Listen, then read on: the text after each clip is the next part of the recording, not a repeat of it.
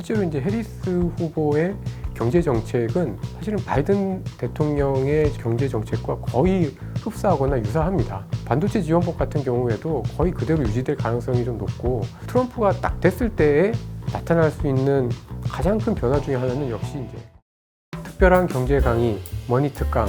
안녕하세요, 주식초등학교 여러분. 저는 오늘의 특강을 맡은 허재환입니다.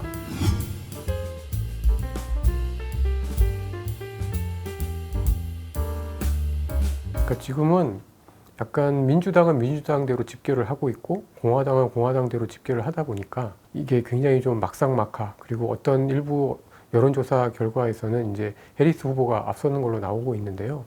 근데 이제 미국의 200년이 넘는 대선 역사에서 백인 남성이 아닌 사람이 대통령이 된 경우는 한 번도 없었기 때문에 아직은 뭐 트럼프가 조금 더 우세하다, 이렇게 좀 봐야 되지 않을까라고 보여집니다.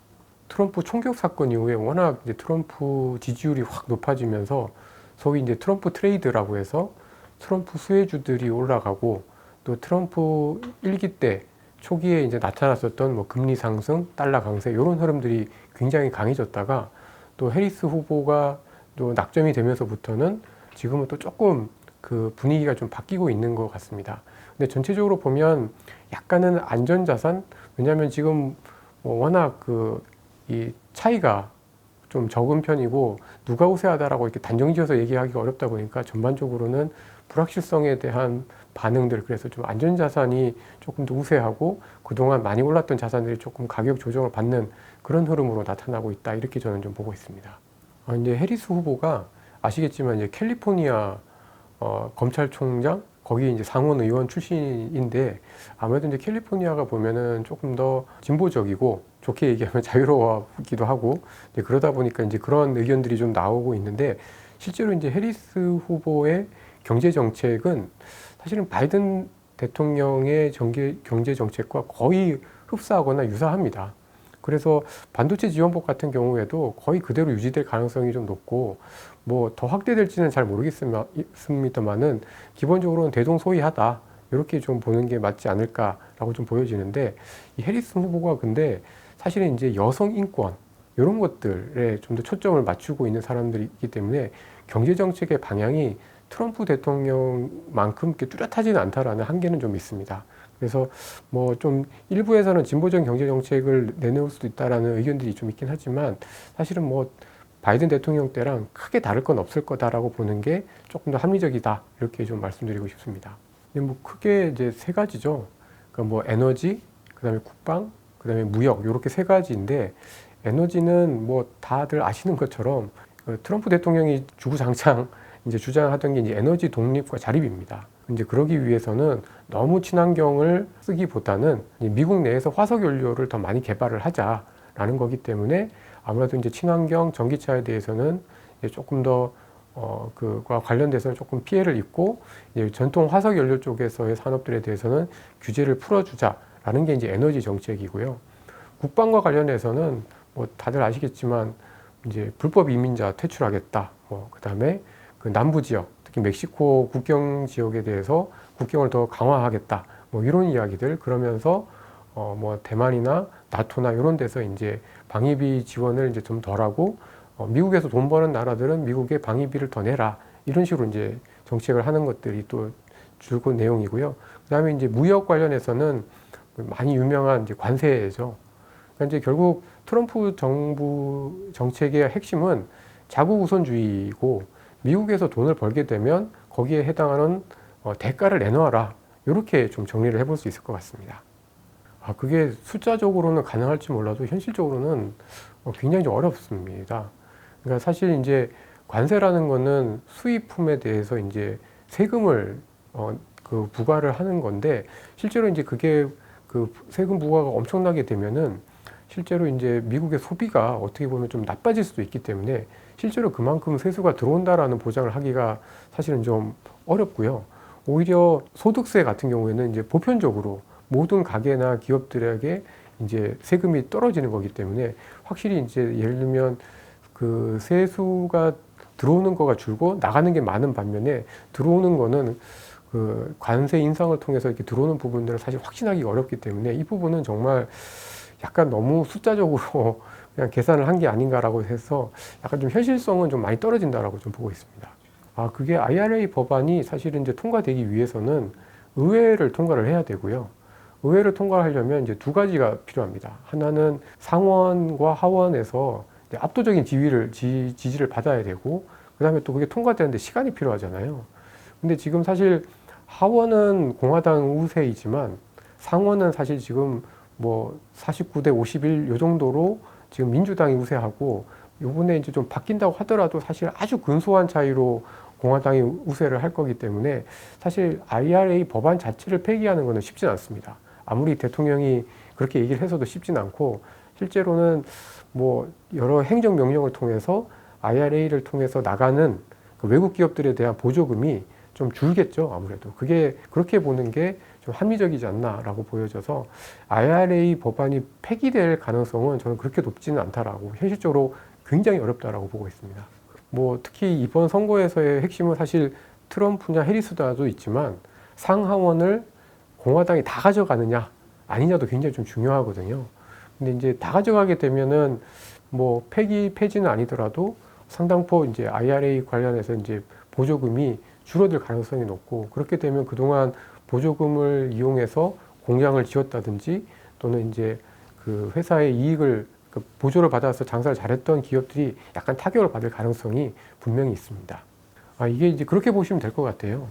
예를 들면은 이제 포드와 GM과 현대차를 비교를 해봤을 때 똑같은 가격이었을 때는 서로 경쟁이 된다 치더라도, 그리고 현대차가 워낙 지금 현대기아차가 디자인도 좋아지고 품질이 좋아졌다고 치더라도 가격 경쟁력에서 미국 사람들이 똑같이 보조금을 받는다 또는 똑같은 가격에서는 역시 미국산을 선택할 가능성이 높아지는 거잖아요.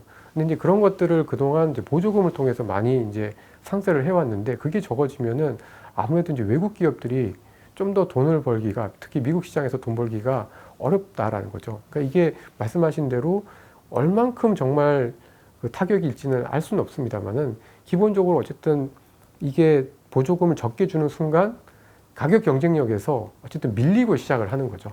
이게 10대 0이 될지 7대 3이 될지는 알 수는 없지만 어쨌든 5대 5는 아닌 상황에서 지금 시작을 하게 되는 거니까 그만큼 불리하다, 이렇게 좀 생각을 하시면 될 것 같습니다. 사실 근데 이제 트럼프 트레이드라고 해서 뭐 국내에서는 뭐 우크라이나 재건주, 방위산업주 이런 주식들이 굉장히 좀 강한 그런 모습들을 좀 보여줬는데, 좀 길게 봤을 때는 아주 일시적인 현상은 아닐 것 같습니다. 왜냐하면 우주항공 방위산업은 뭐 우주 관련해서는 지금 거의 모든 국가들이 다 지금 경쟁력을 확보하려고 노력을 하고 있는 산업이고, 또 지금 국제정사가 뭐 러우 전쟁도 마찬가지입니다만 많이 변해지면서 자국의 방위를 스스로 강화시킬 필요가 있기 때문에, 이게 뭐 꼭 트럼프 트레이드가 아니더라도 방위산업이라든지 뭐 이런 것들은 분명히 좀 강화가 될 수가 있을 걸로 좀 보여지고요. 근데 이제 트럼프가 딱 됐을 때에 나타날 수 있는 가장 큰 변화 중에 하나는 역시 이제 관세, 이런 부분들이기 때문에 사실 그런 부분들은 이제 정확하게 트럼프 트레이드가 지속되기는 좀 어렵다라고 좀 보여집니다. 그래서 제가 생각할 때는 트럼프 트레이드 중에서도 실제로 이제 트럼프가 꼭 되지 않더라도 꾸준히 이어질 수 있는 추세가 있고, 또 이제 대통령의 변화에 따라서 많이 바뀔 수 있는 추세가 있기 때문에 뭐 굳이 트럼프 트레이드에 너무 이제 그 몰입을 하실 필요는 없지 않나. 그러나 지금 트럼프 트레이드라고 해서 투자자들의 관심이 모아지고 있는 산업들이 기본적으로는 지금 현재 상태에서 앞으로도 조금 더 지속될 수 있는 산업의 트렌드 또는 국제 정세의 변화에 대한 우려들을 반영한 흐름이다, 이렇게 저는 좀 보고 있습니다. 지금은 사실 이제 100% 트럼프가 우세하다라고 확신하기 어렵잖아요.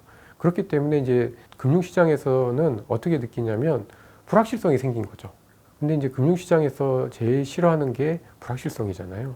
그리고 아무래도 이렇게 불안해지면 기업들이 어떤 한 방향으로 정책을 이어가기가 대단히 어렵습니다.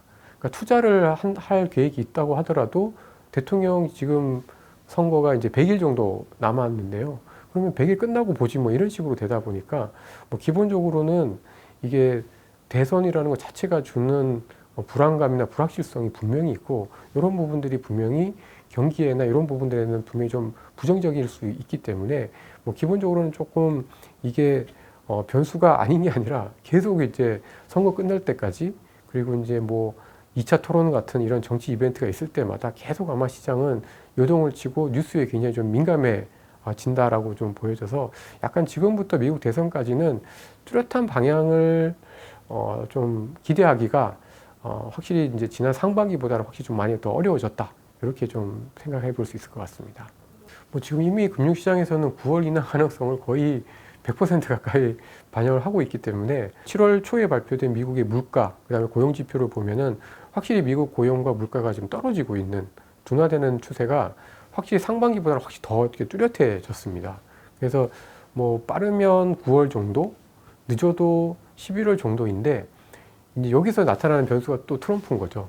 트럼프 전 대통령께서 한마디를 하셔가지고 파월 의장한테 11월 대선 전에 금리 인하 하지 말라고 얘기를 했잖아요. 그러니까 트럼프의 말대로 예를 들어서 11월에 인하를 하게 되면 파월 의장은 트럼프 말을 듣게 되는 거고, 그렇게 되면 정치적인 중립, 연준의 정치적인 중립이라는 게 이제 흔들리는 거기 때문에 아마도 파월 의장이 조금 더 용기를 내서 9월에 금리를 인하를 하지 않을까라고 저는 좀 생각을 하고 있습니다. 그러니까 지금 보면 9월, 12월 이렇게 의견이 많은데요. 저는 오늘 지금 이렇게 녹화를 하고 있는 오늘 아침에도 미국의 그 GDP가 무려 2.8% 나왔잖아요. 그러니까 엄청 잘 나왔기 때문에 뭐 미국의 고용이 좀 둔화된다고 하더라도 올해 한 번 정도, 예, 그리고 내년 초에 한 번 또 하지 않을까. 그러니까 그 금융시장이 지금 기대하는 것보다는 금리 인하 속도가 좀 더 뛰지 않을까라고 예상을 하고 있습니다.